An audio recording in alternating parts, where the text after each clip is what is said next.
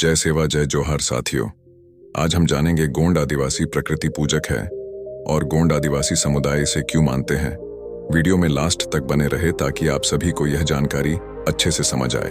आप सभी से छोटी सी रिक्वेस्ट है कि चैनल में नए हैं तो चैनल को सब्सक्राइब करके बेल आइकन को प्रेस कीजिए। साथियों, हमारे इस यूट्यूब चैनल में आप सभी का स्वागत है। मैं आप सभी का सुबु रावेन गोंड।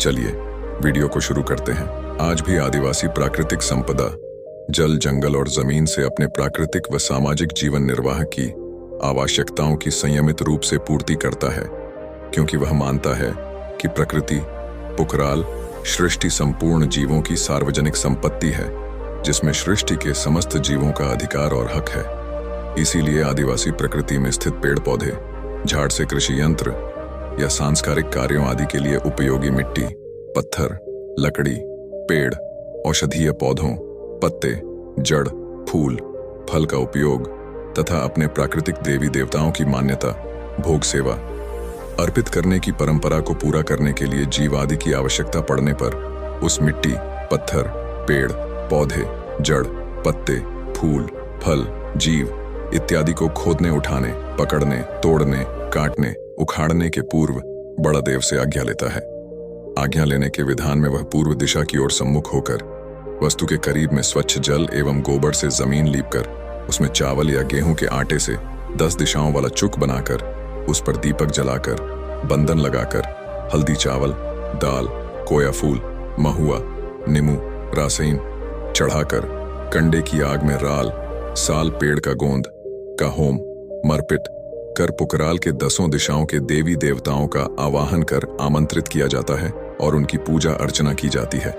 इस पूजा के माध्यम से आमंत्रित प्रकृति के सभी देवी देवताओं के समक्ष पुकराल प्रकृति की सर्वोच्च शक्ति बड़ा देव को अवगत कराया जाता है कि हे आदि एवं अनंत प्रकृति शक्ति, बड़ा देव, मैं हम खेती करने के लिए, हल यंत्र बनाने, बिहाव, शादी विवाह के लिए, मढ़वा परिवार, समाज के सदस्य की बीमारी की दवा के लिए, देवता की सेवा, बधाई देने आदि आदि के लिए आपके बनाए हुए इस सुंदरतम प्राकृतिक संरचना की मालकिन धरती माता जलदाई वनदाई की गोद से पेड़ पौधे पत्ती फूल लकड़ी जीव जंतु का नाम लेकर पेड़ पौधे पत्ती फूल लकड़ी जीव जंतु को ले जाने की आज्ञा प्रदान कर इनकी जल्दी पूर्ति के लिए धरती माता जलदाई वनदाई को उर्वरा पानी प्रदान कर इस पाप कृत्य और भूल चूक के लिए मुझे और मेरे परिवार को क्षमा कर तथा आपकी दया से किए जाने वाले पुण्य कार्य की सफलता के लिए हमें आशीर्वाद प्रदान करे।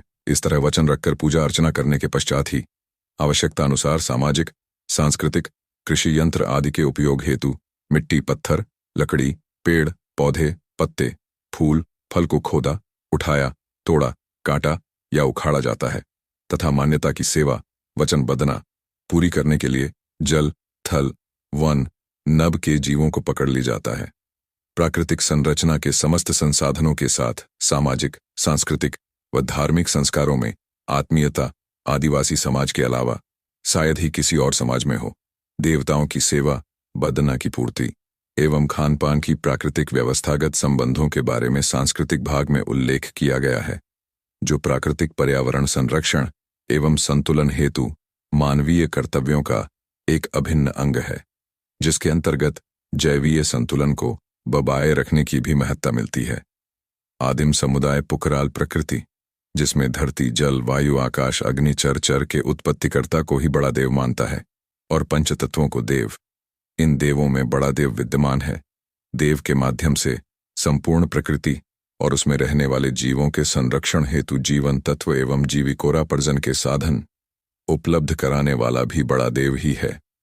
इसीलिए बड़ा देव आदिम सभ्यता के संवाहक गोंड आदिवासियों का प्रथम पूज्य है। बड़ा देव द्वारा प्राणियों के जीवन के उपयोग के लिए बनाई हुई प्राकृतिक संसाधनों को बचाने वाला आदिवासी ही है। किंतु आज पढ़े लिखे लोगों की दुनिया में आदिवासी को जंगली कहा जाता है। इन तुच्छ वक्तव्यों से हमें निराश होने की जरूरत नहीं है। जंगल में रहने वाला जंगली है। प्रकृति का आनंद प्रकृति पारखी ही जानता है।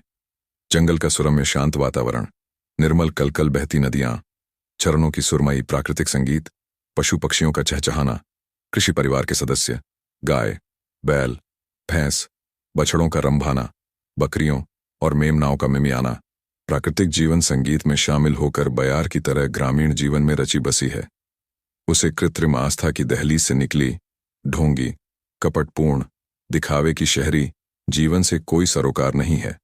इसलिए जल, जंगल और जमीन पर अपना हक जताकर स्वच्छंद रूप से जीवन व्यतीत करने वाला आदिवासी वास्तव में शांतिप्रिय एवं संतोषी है। बड़ा देव को मानने वाला आदिवासी है।